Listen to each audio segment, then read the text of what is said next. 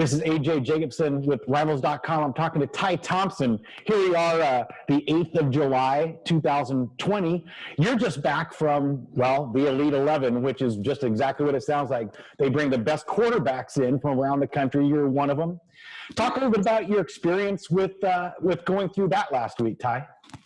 It was a whole lot of fun. I learned a whole lot on and off the field about, being a quarterback and also being a man in this generation, being, a leader in my community. So it was a whole lot of fun. Very, very challenging experience for sure. How so challenging?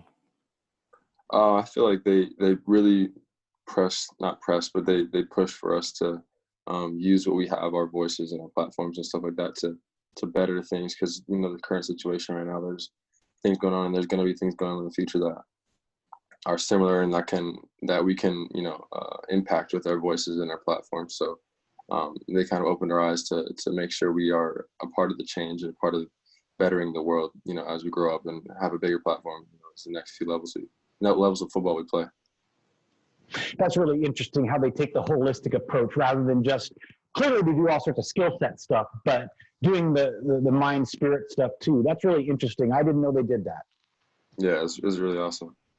So talk about in terms of the event itself and the throwing. What was the competition like? I mean, kind of walk us through. I know it was a 3-day event in terms of the skills part. Kind of walk us through the week. What was it like for you? So yeah, like you said, it was 3 days. So as far as the throwing, the first day was just a bunch of stations, a bunch of drills, getting our feet wet in the whole situation, getting through different like quick game or play action stuff or working on our mechanics and stuff like that. The second day was the pro day that everyone saw. We did 20-some throws. They scored them from 0 to 3, 3 being the best. And then the last day was the accuracy with the target challenge. So that was a whole lot of fun. How long did it take for you to adjust to the wide receiver group that was there? Because you probably have a few that are better than that at Mesquite, particularly on day one. Talk about how you were able to adapt your game to making connections with those receivers. It really wasn't about us adapting to them. We really had to put the balls where they're supposed to be, and they're there to catch them for us, and we really appreciate them. But they're there to catch them for us and for our betterment. So I was putting the ball where it's supposed to be. It really wasn't about us adapting to them. It was more us, getting our work in and putting the ball where it's supposed to be. And that makes sense. We're going to watch your film from day 2 together here in a minute. But one thing I noticed about your performance was you were consistently putting the ball in the right place. And whether it was completed or not was kind of irrelevant. It was about your footwork leading up to it, your delivery, the pace, the angle you put the ball in, should have been caught or not, doesn't matter because at Oregon, you would expect those receivers to make those catches if you're putting it in the radius. Exactly, yeah. Okay, so we're going to do a little bit of film look here. And I'm going to do a share screen thing, and then I'm going to get started on the your huddle, or it's not huddle film in this case. It's actually my network put this together of your day 2. So here we go. Let's take a look at it, and I may pause it here and there to get additional comments. It's only a couple of minutes. Are you able to see this? Okay, so I can get going on it. Yes. Okay, yeah. Here we go.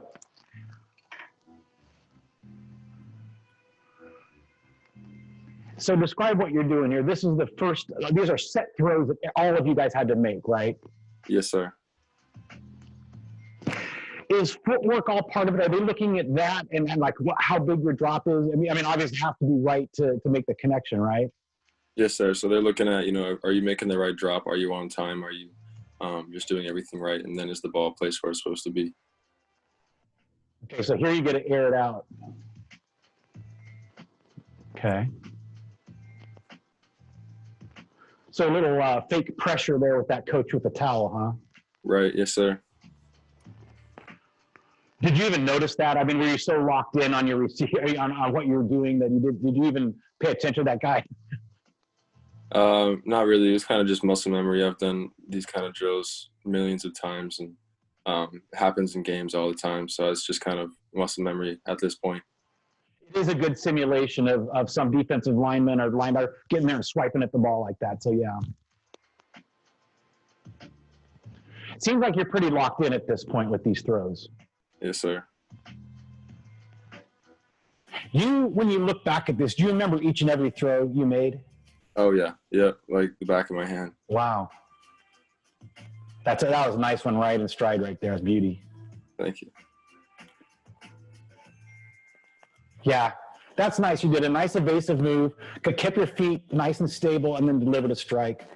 I like how you have a live arm without having to muscle up on it. It's good. See that?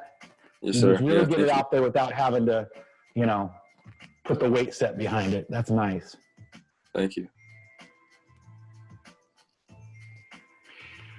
Have you always been so adept at your feet? I mean, it seems like you're just so balanced when you drop back and stuff like that. Is that something you've been developing, or is that something that is come on, or what? I've drilled it and worked it for the past year, 2 or 3. I've always footwork has always been, the main focus of my training and stuff like that, because you start from the ground up. If your feet aren't right, you can't make the right throws.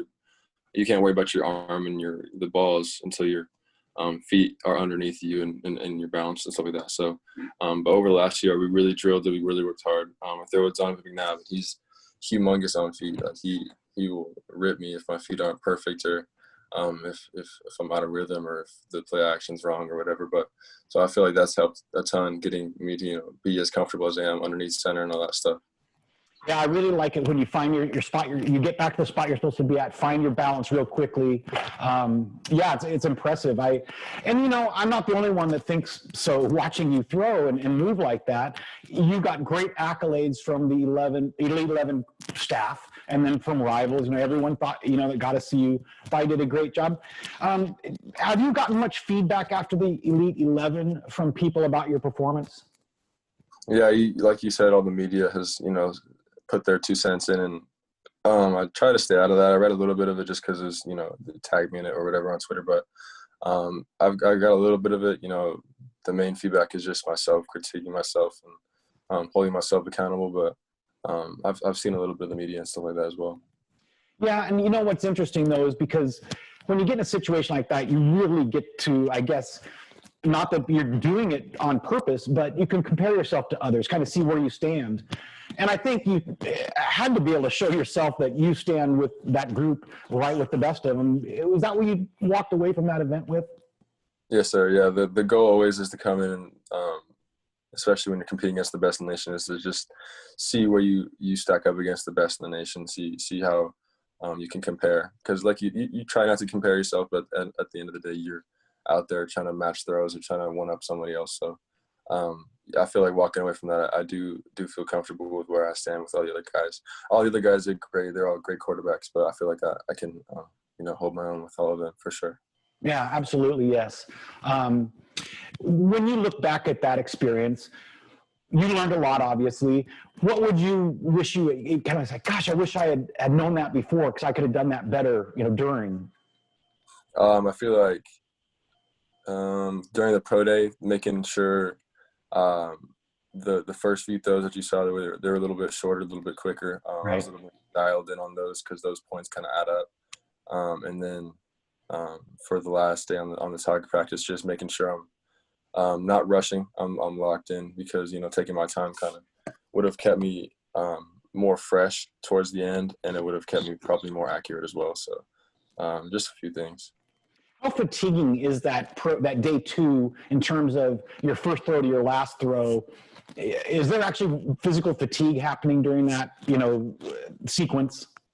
It's really not too bad. Obviously, you're going a little bit fast. You got throws after throws and stuff, but it's not bad. I've made it's similar to practice and stuff like that, where you're doing a little 2-minute drill or something like that, but they give you a second in between throws, and they let you kind of talk you through what you're doing next and stuff like that. So it's really not too bad. I'm in decent shape, so it wasn't really crazy hard. The hardest for sure for as far as endurance was the last day, just having throw after throw after throw. That was tough. The target practice. Wow. Okay. Great. Shifting gears a little bit, it's hard not to talk about this Oregon recruiting class, which you're a part of, just because offensive weaponry wise, it's just crazy that the 3 wide receivers they've already got commitments from, and I can almost count those 2 tight ends as wide receivers, except for they're so long and big, you know, because they're definitely receiving tight ends 100%, although they both can block. Talk about, just in general, this weaponry that this coaching staff at Oregon has brought in to be part of your class. I'm really excited to get out and start throwing to these guys. You know, it's going to be really special. We're going to have the best offensive class in the nation. I'm saying it right now. And I feel like we already do. We still got a few more coming. And it's going to be really exciting. We're going to put a whole lot of points on the board. Our defense is going to be awesome. The last few years has been awesome. This year it's already looking great. So we're going to put a whole lot of points. It's going to be a whole lot of fun. And I'm really excited for sure. I noticed one thing, you know, I was just taking a look at the film of Chiron Hudson right before we started doing, I looked at yours too, but one thing about Chiron and, you know, Isaiah Brevard too, very, very long guys, you know, they're big, powerful wide receivers. Are you used to having wide receivers like this? I know at Mesquite you're a winning football program, but these guys are pretty crazy good. Yeah, we have a few guys that are similar in size and play style, but these are Chiron and Isaiah and Troy and all the tight ends and everybody's. It's a different level of explosion and speed and hands and everything. It's just the whole package put together. You know, at Mesquite we might have someone with really good hands or that's really fast or one or the other, but they all have the whole package. So I'll be excited to get to throw to them for sure.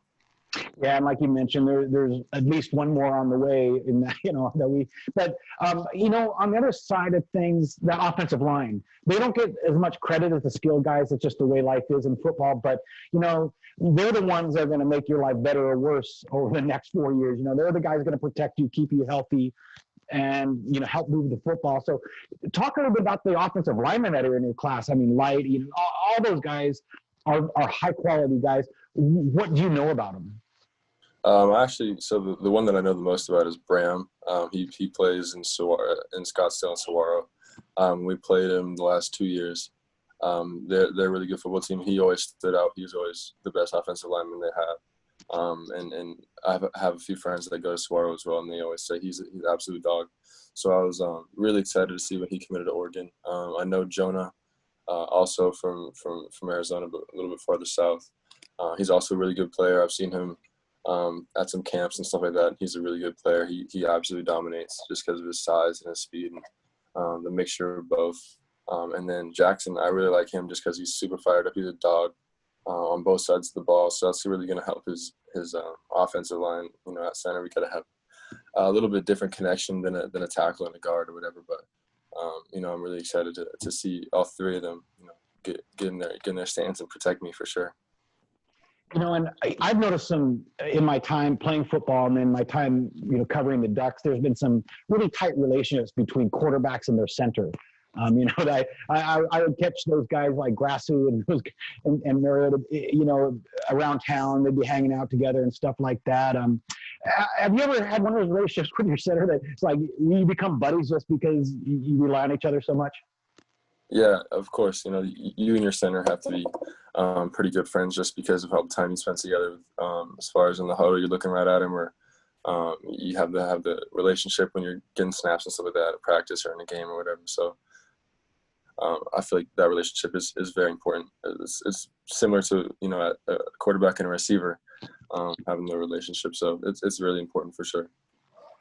Talk a little bit about the shifting gears once again, the Oregon coaching staff. Their recruiting has been excellent, but it's because of who they are as much as anything, as much as the mechanics of recruiting people. Talk a little bit about how this staff attracted you to being a Duck. I think, like you said, it's more about who they are. Their culture and the family atmosphere they built there is second to none. They are great people, great men, and they are also great coaches. So it all you know, mixes together perfectly. They win a whole lot of football games, and you can see why, just because of the way they treat their players, the way they carry themselves, the way they hold everyone to a higher standard than you know, everyone else. So it's a special place for sure as far as the coaches go, and I really wouldn't rather be anywhere else except for Oregon for sure. And the last thing I've got for you, Ty, is just what's coming up with Mesquite football right now. I mean, what's the plan in terms of getting going with what you're going to do? Yeah, so we actually, like 5 or 6 weeks ago, we started practice, and it was really limited. We couldn't have a ball. We couldn't, it was just all conditioning basically, because we couldn't come within 6 feet of each other. And then a few weeks later, they kind of loosened up the restrictions. We could use a ball. We could catch and throw routes and stuff like that. And then we kind of shut down a week or so ago, a week and a half ago, just because of the outbreak in Arizona has kind of been crazy, and we're trying to keep everyone safe. But we're expected to start back out this coming Monday, to kind of feel where things are at and get back on the field for sure. Awesome. Yeah. Turning out it's so regional. Each one of you guys I talk to lives in a different place, and things are just different. Their league and their high school, their state's approaching things differently. So it's very interesting times we're in. I agree. Yeah, for sure. All right, Ty. Well, hey man, look, thank you so much for taking the time to do this. I know you have plenty going on in your life, but if you spend time to connect with Duck fans and do this, I think it's outstanding. Ty Thompson, Mesquite High School, thank you very much for your time. Yeah, no problem. Thank you. Thanks for having me. All right, we'll do it again later. Thanks. Sounds good. All right, see ya. See ya.